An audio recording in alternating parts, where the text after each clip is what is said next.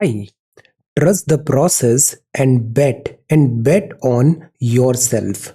Today is 23rd of December 2021, day 357. We are going to talk about all these important topics. Rapid जी के yesterday questions के answers हैं. ये astronautical है, astronomical नहीं है. This is astronautical society of India और इसका headquarter है बेंगलुरु में. एस्ट्रोनॉमिकल का था हैदराबाद में. कोलकाकी dance is a popular folk dance of Lakshadweep. Uttarakhand में है Nanda Devi biosphere reserve. General Manoj Mukund Naravane who took charge as chairman of chiefs of staff committee. Usually फौज में जब हम ऐसे टाइटल रैंक लिखते हैं ना तो फिर और किसी दूसरे टाइटल की ज़रूरत नहीं होती. Defence minister has laid the foundation stone of Sainya Dham in Dehradun. So these are answers of yesterday's questions. आज के सवाल हैं, where is the International Finance Corporation headquarter IFC? Ellora Caves located in which part of India? In which state is Green Park Stadium situated? Noor Sultan is the capital of which country? Vedanthangal Bird Sanctuary is located in which state? So these are 5 questions for today. आज की vocabulary है डिसएनफ्रेंचाइजमेंट. Franchise क्या होती है? Franchise होती है मताधिकार. Dish लगा है मतलब ओपोजिट, मतलब वोट डालने का अधिकार नहीं है. The state of being deprived of a right और privilege, especially the right to vote. Right to vote constitutional right है या फिर लीगल राइट है? आंसर. रिडंडेंट का मतलब होता है अनावश्यक, नॉट और नो लॉन्गर नीडेड और यूजफुल, सुपरफ्लुअस है. परपेट्रेटेड का मतलब होता है क्राइम, कैरी आउट और कमिट अ हार्मफुल, इलीगल और इमोरल एक्शन. वेगली का मतलब होता है अनिश्चित रूप से, इन a way that is uncertain, indefinite और अनक्लियर. ड्रैकोनियन लॉ है मतलब कठोर. Section this IPC 124A of laws और अदर एप्लीकेशन जो एक्सेसिवली हार्श और सीवियर है. सो ये वोकेबुलरी वर्ड्स हैं आज के लिए. If you come across any other important word, write down that word along with its meaning in the comment section down below. आज के टॉपिक्स हैं, heated winter session concludes a day early. ये सारे bills pass हुए हैं. हम prepare करेंगे note United Nations Security Council पे, इससे रिलेटेड अफगानिस्तान का resolution. Then this is Myanmar, Chinese firm, justice delivery system, Indian Army inducts indigenously built AERV. Then we will talk about Christmas time festival और आज हम देखते हैं apparent movement of sun कैसे होता है दोनों ट्रॉपिक्स के बीच में और इससे सीजन्स कैसे चेंज होते हैं. This is warning bells, troubled water. ये है डीप में जो ट्रॉलर बॉटम ट्रॉलर फिशिंग और इससे क्यों टेंशंस डेवलप हो जाते हैं between India and Sri Lanka. Regional leader, this is editorial lead article. Looking beyond the Forest Rights Acts, these are certain environmental acts. This is Arctic. Then who's a child? ये definition क्या होनी चाहिए? 1821. Then changes to marriage act है, Omicron का preparation है और आज हम फ्यूचर्स मार्केट डेरिवेटिव को भी समझेंगे कि सेबी ने इसमें अभी टेम्पररली कुछ चीज़ों पे बैन क्यों लगाया है. So we are going to talk about all these important topics in next about 35 to 40 minutes. Our reference material is this, the Hindu Delhi edition. See, first जो न्यूज़ है वो है हीटेड विंटर. ऑल्दो इस बार winter बहुत cold है but heated winter इसलिए कहा है, हीटेड विंटर सेशन इसलिए कहा है बिकॉज पार्लियामेंट में हीटेड डिबेट्स हुआ. Heated winter session concludes a day early. तो ये जो था वो था विंटर सेशन ऑफ पार्लियामेंट. इसके पहले हुआ था मॉनसून सेशन और उसके पहले हुआ था बजट सेशन.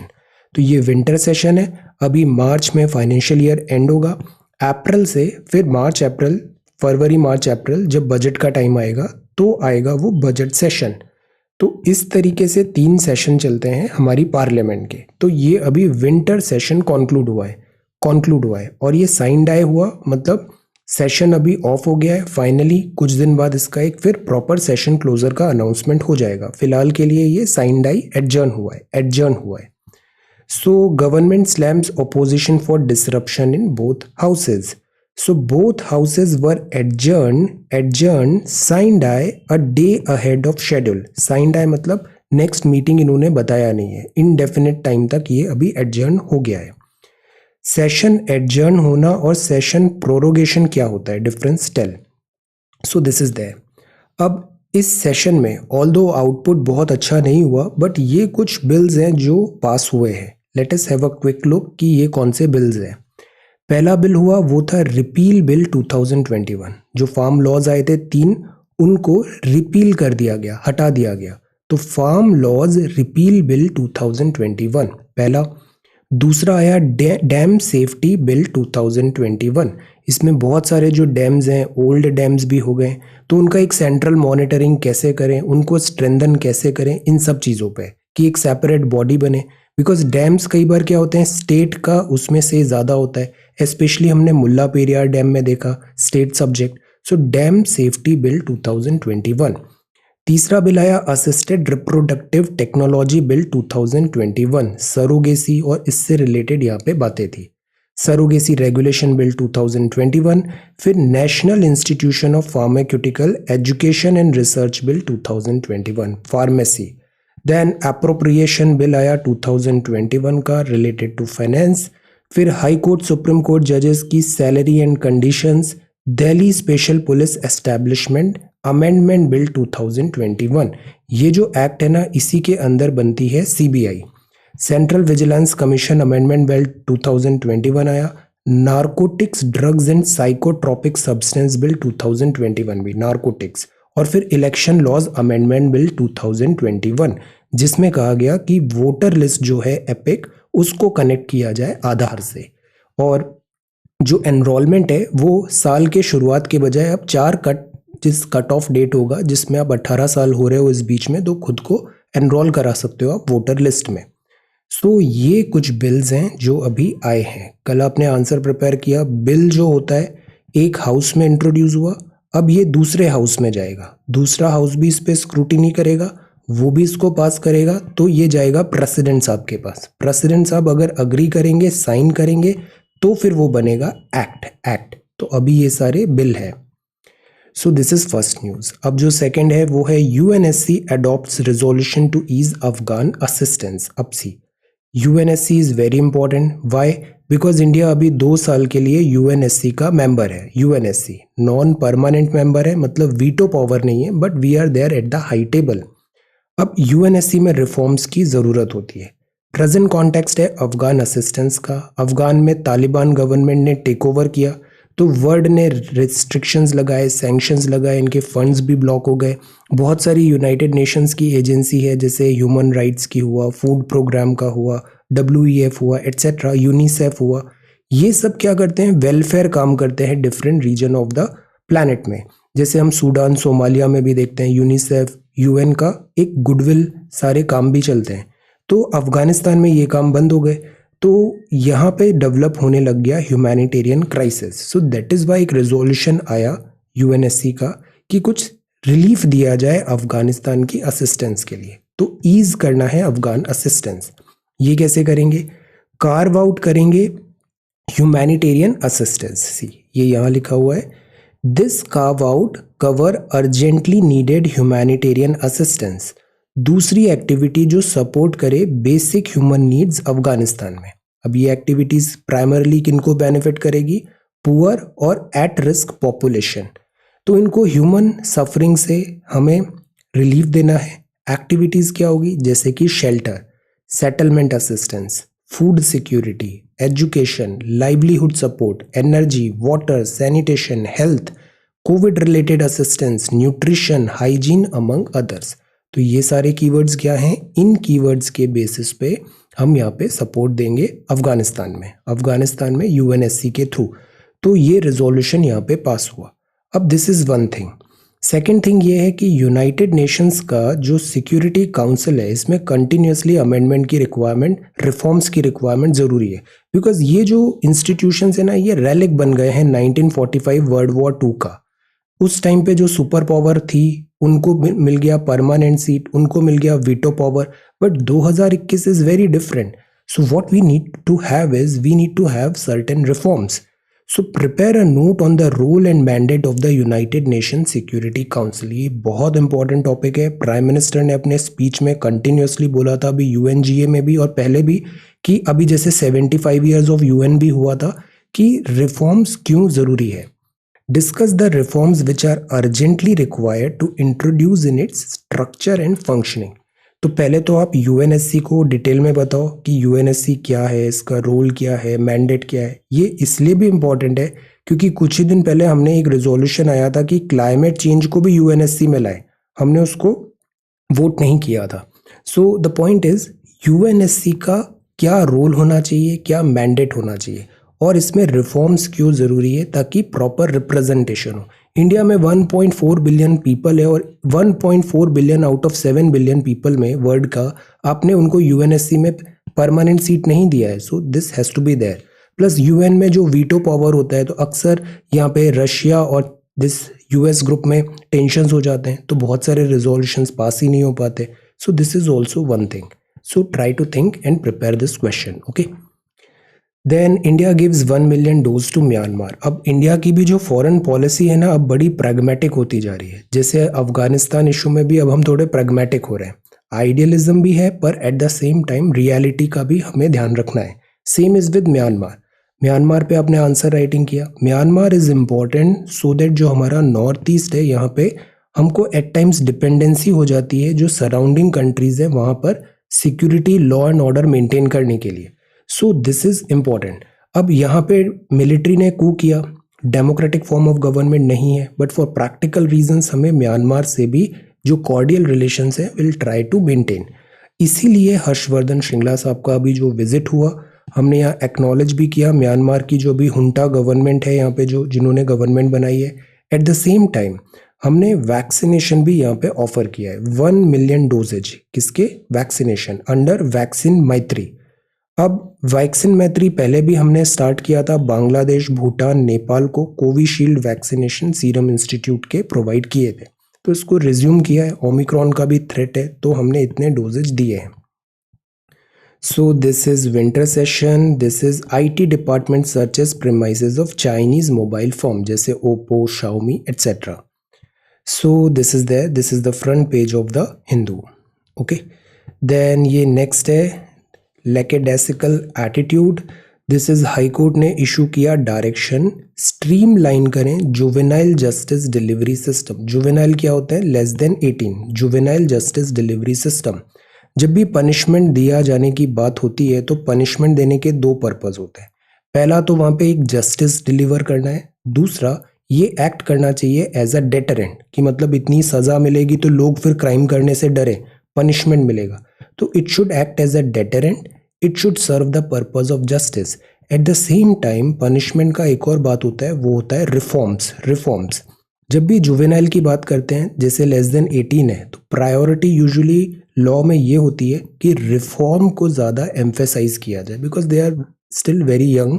सो अगर नॉन सीरियस क्राइम है तो उनको रिफॉर्म्स का प्रॉपर चांस मिलना चाहिए। So this is there. Then ये चीज़ है। Then prohibition on gathering continues in capital. Government see covid का थ्रेट भी है, प्लस फेस्टिवल का भी टाइम है। Keeping Christmas spirit alive amid curbs, तो ऐसे यहाँ पे अभी न्यू ईयर भी है, क्रिसमस भी है, festival fervour. Then but we have to be very careful, wear mask, get vaccination. Then debate on this bill.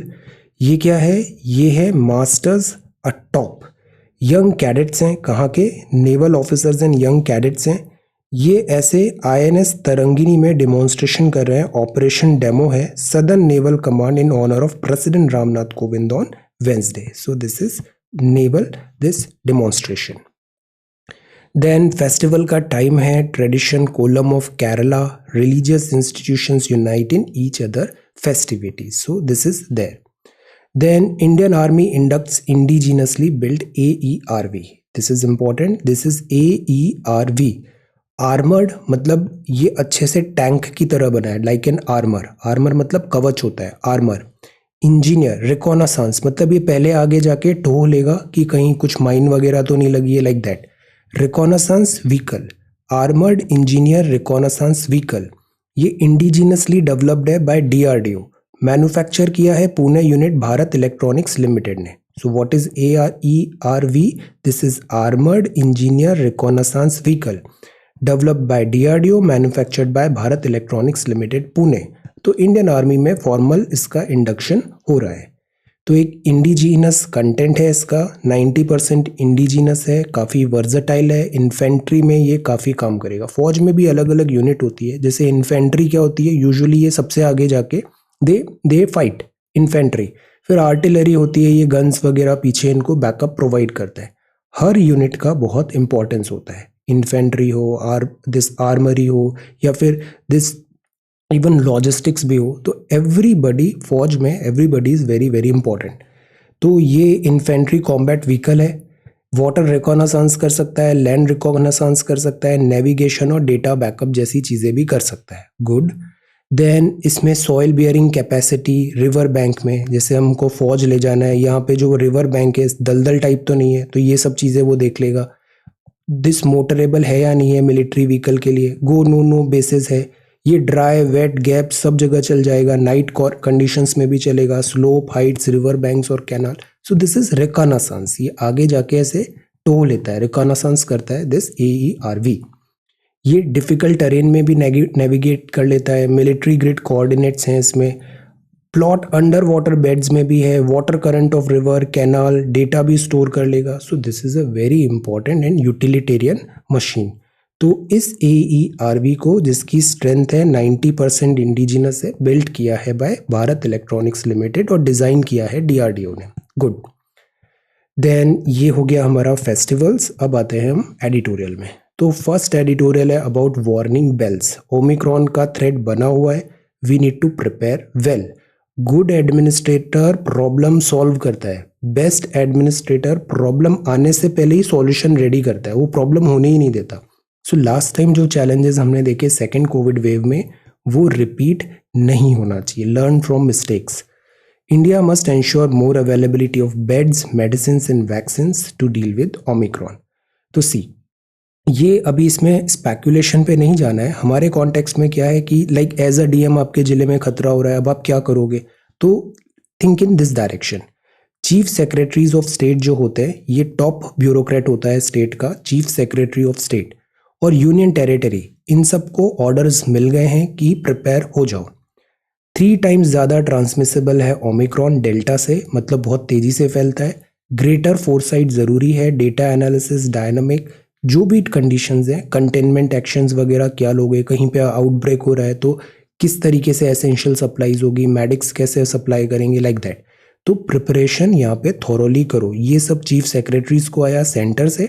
Chief secretary मतलब राज्य का टॉप ब्यूरोक्रेट. अब ये नीचे और फिल्टर होगा डिस्ट्रिक्ट लेवल पे, DM वगैरह सबको ऐसे प्रिपरेशन का बोला जाएगा. सो ये case study point of view से ये चीज़ भी हमें ऐसा सोचना चाहिए. कुछ ही दिनों पे इस पे अपन केस स्टडी भी करते हैं आंसर राइटिंग में कि एज अ DM हम क्या करें ओमिक्रॉन वगैरह जैसे थ्रेट पे. ओके. तो जैसे 2 कंडीशन है, ये ऑब्जेक्टिव वे में 2 कंडीशन बताई. जहां भी पॉजिटिविटी रेट 10% से ज़्यादा है, more than in last week, वहाँ पे अलर्ट इशू करो. पॉजिटिविटी रेट मतलब 100 लोगों को टेस्ट किया, 10 लोग पॉजिटिव आए, तो पॉजिटिविटी रेट 10% से ज़्यादा है. या फिर बेड ऑक्यूपेंसी 40% से ज़्यादा है, 100 बेड में से 40 बेड भर गए, तो ये ब्लास्ट हो सकता है ओमिक्रॉन का, कोविड का. सो दैट इज़ वाई हमें अपग्रेड करना पड़ेगा हॉस्पिटल इंफ्रा को. ऑक्सीजन सिलेंडर्स वगैरह, ICUs वगैरह भी हमें ध्यान रखना होगा. नाइट कर्फ्यू लगाओ, रेगुलेट करो लार्ज गैदरिंग, कर्टेल करो number of marriages, funerals, restrict करो ऑफिसेस को, इंडस्ट्रीज को, पब्लिक ट्रांसपोर्ट को. और ये प्री एम्प्टिव एक्शन सारे टाइम बाउंड मैनर में कराओ. तो ये चीज़ ज़रूरी है. कंप्लीट लॉकडाउन तो नहीं होगा बिकॉज वो बहुत डिजास्टरस होता है, बट दूसरे तरीके हमें अपनाने चाहिए.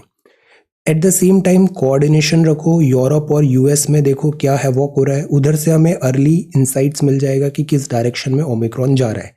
वैक्सीनेशन वगैरह का अभी डेटा नहीं है, एक्सपर्ट्स जैसा बोलेंगे उसके अकॉर्डिंग हम काम करेंगे. ट्रू इम्पैक्ट ऑफ ओमिक्रॉन अभी भी हमें नहीं पता है, but next 2 weeks are very important. The point is we need to prepare better. Medicine, hospital beds, vaccine वगैरह सब अच्छे से प्रिपेयर करें. ओके. देन ये बात है ट्रबल्ड वाटर. इस पे अभी हम एक केस स्टडी भी करेंगे 2-3 दिनों में. Troubled waters. ट्रबल्ड वाटर्स क्या होता है कि जैसे इंडिया और श्रीलंका का जो इशू है, इंडिया और श्रीलंका का इशू है ट्रॉलर्स का। ट्रॉलर्स क्या होते हैं? ट्रॉलर्स कुछ ऐसे होते हैं, सी जैसे ये शिप है, ये ऐसे इन्होंने फिश नेट किया, बॉटम ट्रॉलिंग।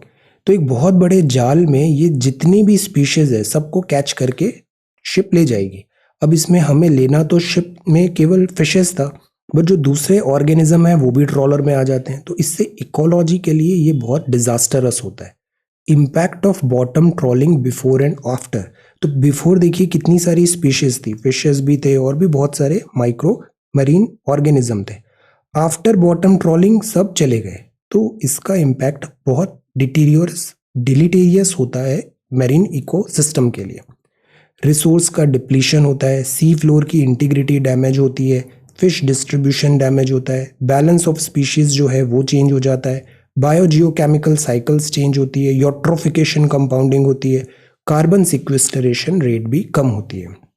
तो these are the points. Environment ecology की बॉटम ट्रॉलर से क्या डिफिकल्टी आती है, बट फिशरमैन में क्या मुद्दा आता है कि this is a matter of livelihood रोजगार का मुद्दा है उनका, दिस एम्प्लॉयमेंट ही यही है। एट द सेम टाइम इसमें दूसरा मुद्दा आ जाता है इंटरनेशनल रिलेशंस का, कि जैसे ये जो लाइन है श्रीलंकन फिशरमैन और इंडियन फिशरमैन में फाइट होती है, कई बार नेवीज भी इन्वॉल्व होती है, फिर एक डिप्लोमेटिक टेंशन क्रिएट हो जाता है। तो ट्रबल्ड वाटर का सॉल्यूशन क्या निकाले वो यहाँ पे लिखा हुआ है। ओके, बिफोर दैट हमने जब सीजन्स की बात किया, अभी फेस्टिवल्स का भी, तो फॉर सम टाइम हम ये क्वेश्चन देखना चाहते थे। तो वो जो क्वेश्चन था वो था एपरेंट मूवमेंट ऑफ सन का। सन जैसे अभी 21 दिसंबर जो था, तो इस दिन विंटर्स बहुत ज़्यादा थी। क्यों ज़्यादा थी? बिकॉज जो सन है वो साउथ में है, अभी कैप्रिकॉन में। ये जो अर्थ है ना, प्लैनेट अर्थ हमारा ब्लू कलर का, ये ऐसे थोड़ा सा टिल्टेड है और इस तरीके से ये ऐसे घूम भी रहा है। तो बिकॉज इट इज टिल्टेड और ऐसे ये रोटेशन भी हो रहा है, एट द सेम टाइम ये रिवॉल्व भी कर रहा है around this sun. Because of this tilt and revolution around the sun जो है, सन तो स्टेशनरी है, अर्थ रिवॉल्व कर रहा है, but because of this equation क्या होता है, ऐसा लगता है कि सन मूव कर रहा है from these in between these two line, cancer and Capricorn. ये जो लाइंस हैं ये भी इमेजिनरी लाइंस हैं, हमने अपनी कन्वीनियंस के लिए ड्रॉ किया है। ये जो सेंट्रल लाइन दिख रही है दिस इज कॉल्ड इक्वेटर। तो जो अर्थ है जियोइड, उसको एग्जैक्टली दो पार्ट में ये इक्वेटर ऐसे डिवाइड करती है। इक्वेटर के ऊपर हम जाते हुए, अब देखो ये लेटे हुए हैं ना, तो इनको बोलते हैं लैटिट्यूड्स। ये लैटिट्यूड ऊपर की तरफ हम जाते हैं तो 23.5 डिग्री नॉर्थ पे आता है ट्रॉपिक ऑफ कैंसर। अब सी ट्रॉपिक ऑफ कैंसर ये एक लाइन है, तो ये लाइन देखिए किस किस जगह से पास हो रही है, और फिर आता है हमारा इंडिया। तो देखिए ये ट्रॉपिक ऑफ कैंसर ये इंडिया से पास हो रही है। किन सारे राज्यों से पास हो रही है, इसका जवाब आप बताइए। तो ट्रॉपिक ऑफ कैंसर ये है। सिमिलरली साउथ में जाते हैं तो कैप्रिकॉन आती है, this is tropic of Capricorn. See South Australia, this Australia, South America, Africa, यहाँ से है ट्रॉपिक ऑफ कैप्रिकॉन।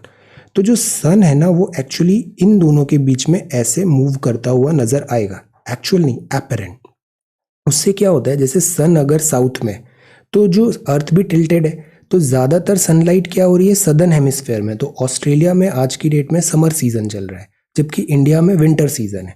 फिर सन धीरे धीरे ऊपर आएगा, इक्वेटर पे आएगा तो उसको इक्विनॉक्स बोलते हैं। इक्विनॉक्स, डे और नाइट दोनों बराबर हो जाएंगे।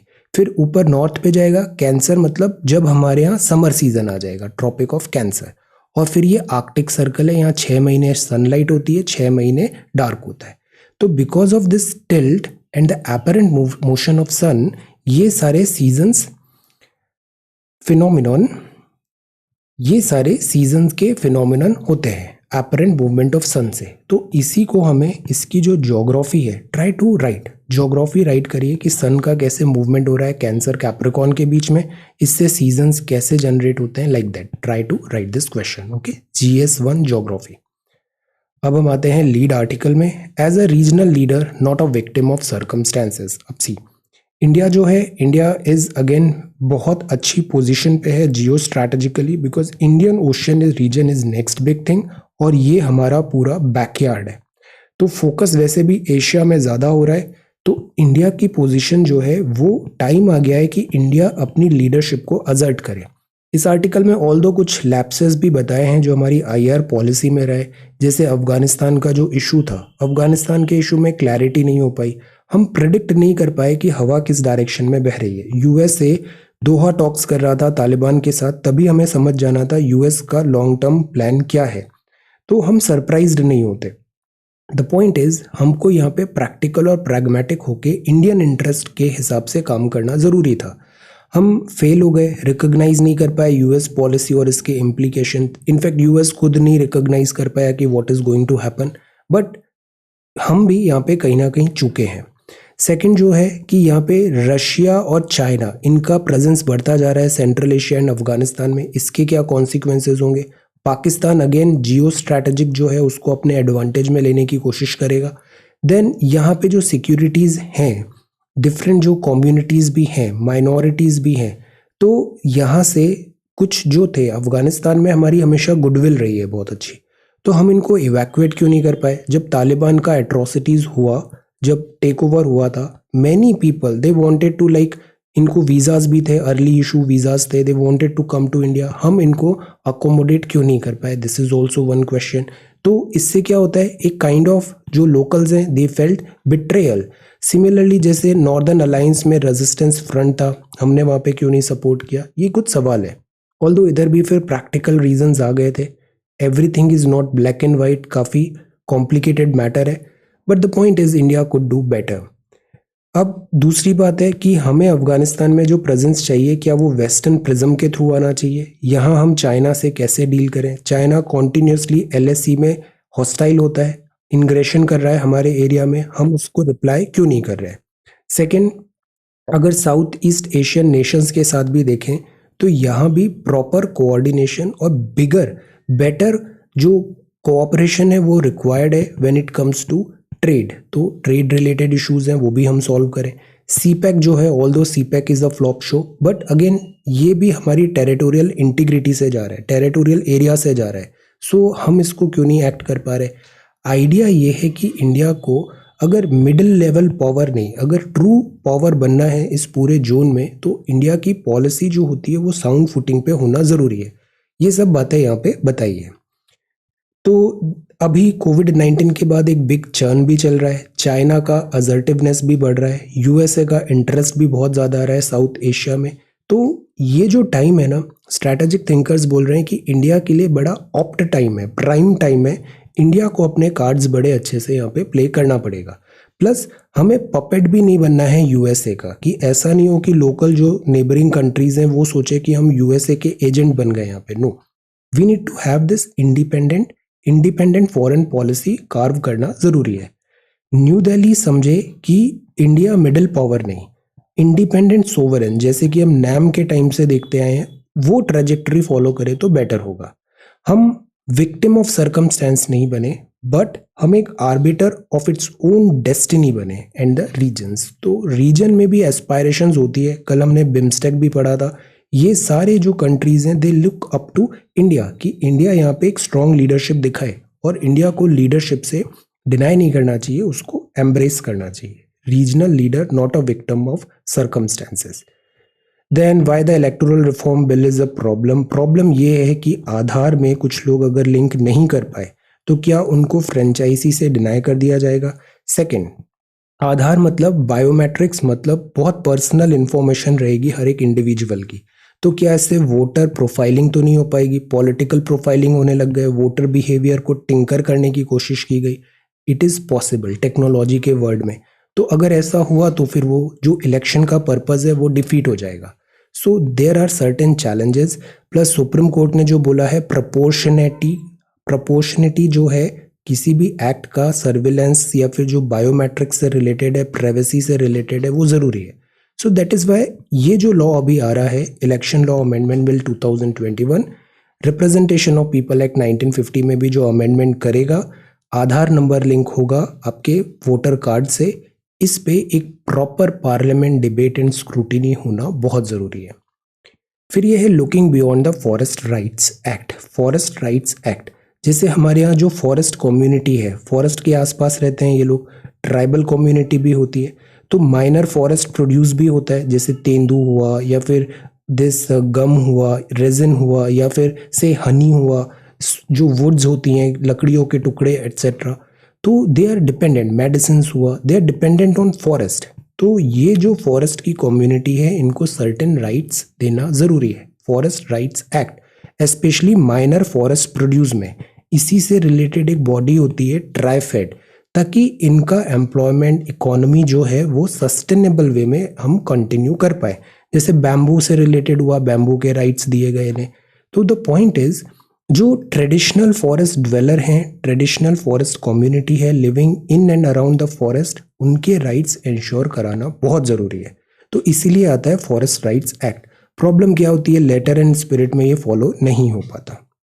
इससे रिलेटेड कुछ और आर्टिकल्स हैं एनवायरनमेंट एक्ट से, इनके नाम पता होना चाहिए। जैसे NGT 2010 है, ये क्या है, environmental protection conservation natural resources जैसा एक ट्राइब्यूनल है, कोर्ट है जो एनवायरनमेंट मैटर का स्पेशलिस्ट है।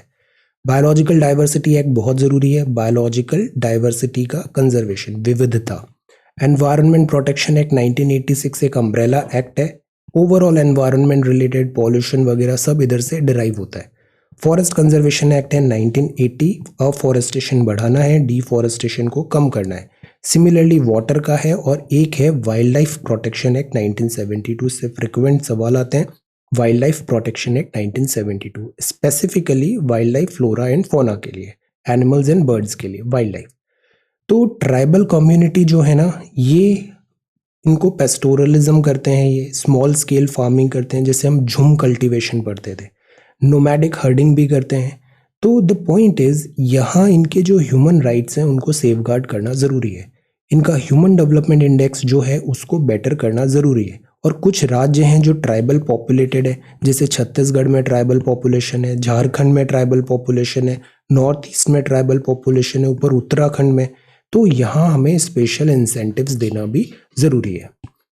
Then a market place of hurt, इसमें बोला है India faces the disturbing prospects of the police becoming gatekeeper over what content reaches the public domain. तो जैसे कुछ ड्रैकोनियन लॉज हैं, सरकार कई बार क्या होती है, कुछ जो चीज़ अगर एंटी गवर्नमेंट लग रहा है, एंटी कंट्री लग रहा है, तो बैन करने का जो कल्चर है एटसेट्रा, तो उससे जो फ्रीडम ऑफ एक्सप्रेशन है उस पर सवाल उठते हैं।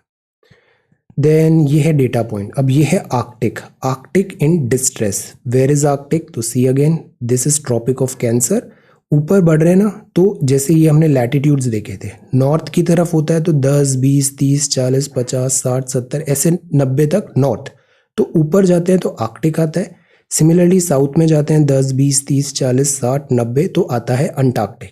ये जो सर्कल दिख रहा है, this is called Arctic and Antarctic circle. तो सी ये दिख रहा है ना, this is Arctic circle. Arctic circle, यहाँ सारी लाइंस आके कन्वर्ज हो रही है, सी 90 डिग्री नॉर्थ पे सब कन्वर्ज हो गया।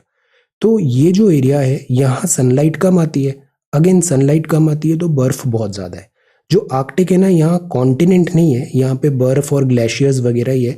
जबकि जो साउथ है, दिस इज अ कॉन्टिनेंट, यहाँ पे लैंड मास भी है 90 डिग्री साउथ अंटार्कटिका में। सो दिस इज आर्कटिक, 90 डिग्री यहाँ पे। अगर हम यहाँ पर नेविगेशन स्टार्ट कर दें, फ्रीली घूमने लग जाए शिप्स वगैरह, तो बहुत ज़्यादा टाइम भी सेव हो जाएगा। से रशिया, यहाँ चाइना वगैरह से हमको यूरोप एक्सेस करना है, अमेरिका एक्सेस करना है, और यहाँ पे बहुत ज़्यादा नेचुरल रिजर्व्स भी है, ऑयल है एट्सेट्रा। तो अगर आइस मेल्ट होगा एंथ्रोपोजेनिक एक्टिविटी से, तो सी लेवल राइज होगा। तो इधर भी एक बैलेंस करना ज़रूरी है, इकोनॉमिक डेवलपमेंट और दिस एनवायरनमेंट चैलेंज में। आर्कटिक क्योंकि डिस्ट्रेस में है, यहाँ पे भी क्या हो रहा है, प्रॉब्लम यही हो रही है कि यहाँ पे जो ग्लेशियर्स हैं, आइस शीट है, वो मेल्ट हो रही है, टेम्परेचर राइज हो रहा है। तो यहाँ अक्सर पोलर बियर्स मिलते हैं, साउथ में मिलते हैं पेंगुइन अंटार्कटिका में, यहाँ पोलर बियर्स वगैरह देखते हैं अपन। डाइवर्सिटी यहाँ पे भी इम्पैक्ट होती है, और ओवरऑल वर्ल्ड का जो है वो चेंज हो रहा है, क्लाइमेट चेंज हो रहा है because melting glaciers at Arctic. Greenland में आइस शीट पिघल रही है, सी वार्मेस्ट वगैरह। तो यही बात है, टेम्परेचर राइज हो रहा है, आर्कटिक पे इसका इम्पैक्ट दिख रहा है। वेंकैया साहब ने कहा कि house perform much below its potential, काम नहीं करते हैं अच्छे से।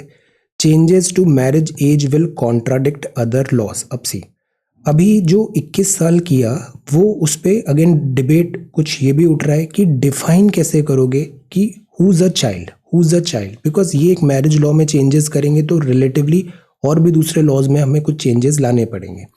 तो who's a child, most law बोलते हैं जो 18 साल है उससे कम है वो चाइल्ड है, 18 के ऊपर वो एडल्ट है। मेजॉरिटी एक्ट 1875 में मेजॉरिटी 18 बता रखा है। 61st कॉन्स्टिट्यूशनल अमेंडमेंट एक्ट में वोटिंग एज 18 दिया है।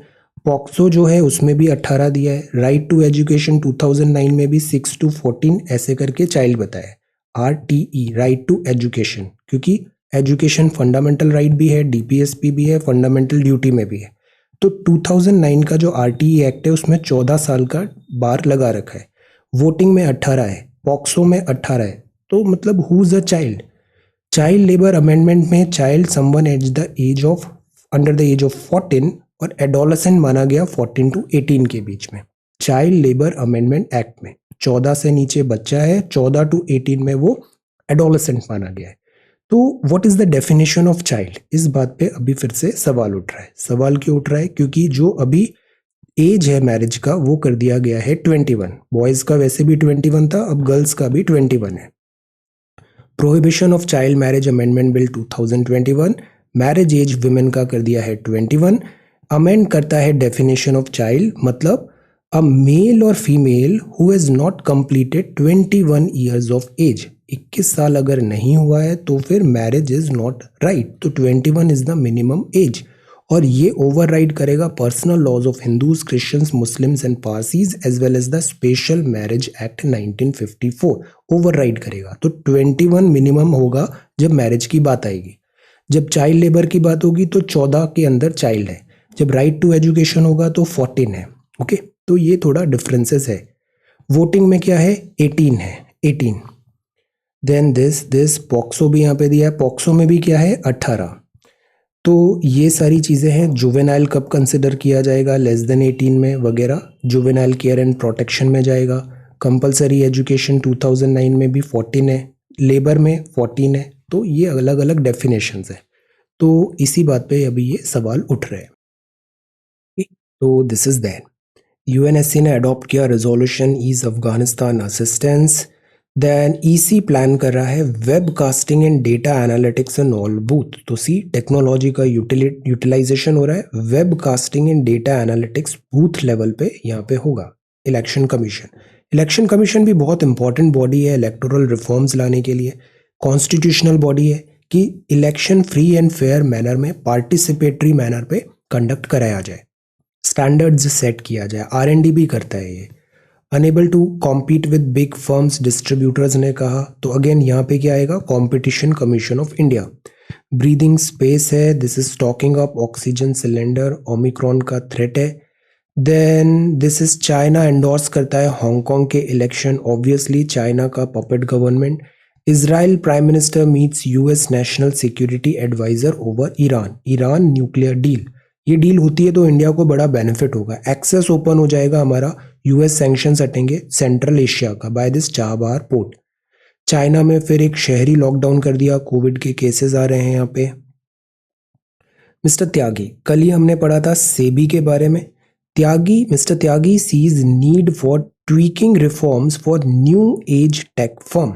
जो रेगुलेटर्स होते हैं ना, इनका जॉब इसीलिए बड़ा टीडियस होता है, चैलेंजिंग होता है। जैसे RBI है, मॉनेटरी पॉलिसी वगैरह देखना है। अब बिटकॉइंस आ गए, क्रिप्टो करेंसी आ गए, तो RBI को भी ट्वीक करना पड़ रहा है अपने काम के तरीके में। Similar is the case with SEBI. SEBI किस लिए होती है? स्टॉक मार्केट के लिए होती है।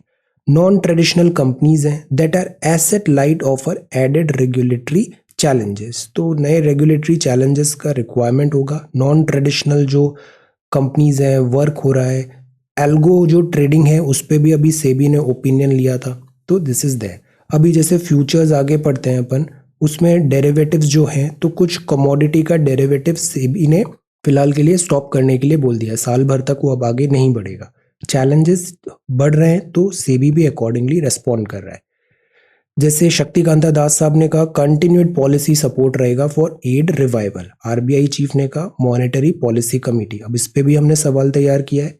अनसर्टेनिटी है, इन्फ्लेशन भी है, टारगेटिंग भी करना है, बट ग्रोथ को भी इंश्योर कराना है। देन फाइनेंस मिनिस्टर ने कंक्लूड किया पार्लेज फॉर यूनियन बजट, कुछ बताए। IT स्लैब रैशनलाइजेशन हो सकता है, तैयारी हो गई है। एक्चुअली बजट आता है ना, उसके 1-2 महीने पहले से ही सारे स्टेक होल्डर्स से ओपिनियन, डेटा वगैरह कलेक्ट होना चालू हो जाता है। फॉक्सकॉन जो है वो इतने मिलियन का आईपीओ ला रही है, ये बहुत बड़ा मैन्युफैक्चरर है इलेक्ट्रॉनिक्स का, जितने भी मोबाइल फोन्स है ना वो ज़्यादातर फॉक्सकॉन ही बनाता है। सेबी ने कर्ब किया future trade in farm goods threatens food supply chain. Uncertainty, inflation जो फूड में हो रहा है उसके लिए सेबी ने कर्ब किया फ्यूचर्स ट्रेड। इसको भी आगे देखते हैं। देन सोनी और जी एंटरटेनमेंट का मर्जर हो गया है। Amazon files return scope of ED probe.